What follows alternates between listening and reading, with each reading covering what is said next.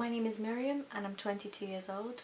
I teach children with special needs. One of the books that I picked up myself was Noughts and Crosses by Marilee Blackman. It was the first book that ever made me cry, and ever since then I discovered books that were related to young adults. I was mostly drawn towards the portrayal of the mental health issues. There's such a wide range of mental health illnesses. Some of them include anxiety, depression, self-harm, insomnia, social anxieties, phobia, pessimism, eating disorders, and substance abuse.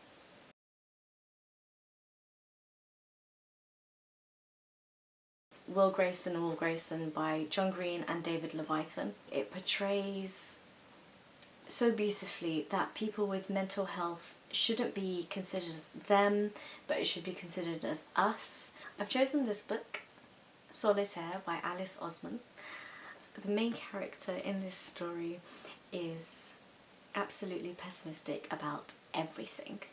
She gets involved in a secret society where unknowingly to her she is involved in pranks and ultimately comes out of her comfort zone.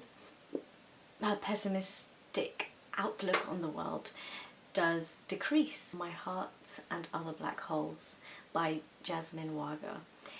The main character is Isel, who has reached past depression and is convinced that she is ready to commit suicide. So she visits a website called Smooth Passages, which encourages and motivates people that are ready to commit suicide. And this shows me and many readers that have read this book that the anonymity of the internet is both good and bad. This is I Was Here by Gail Foreman.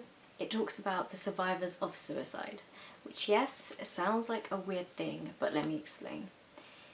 Now, of course, after someone does commit suicide, they leave loved ones behind, and those are the survivors of suicide.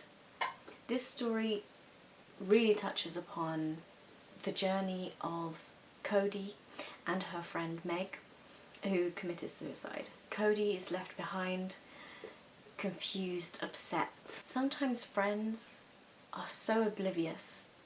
And finally, All the Bright Places by Jennifer Nevine.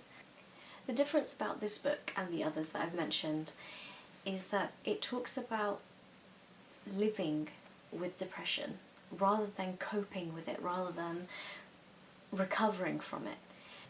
When I hear that critics and other readers and writers criticize YA books because they don't cover real adult problems, it bothers me, because they need to read these books.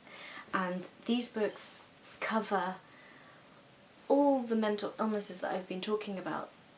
They cover all the real adult problems, because, believe it or not, teenagers turn into adults, and depression, it's not a wound on your arm, it's not a scar on your chest, it's something internal, which unless someone speaks about, unless someone talks about, you wouldn't know.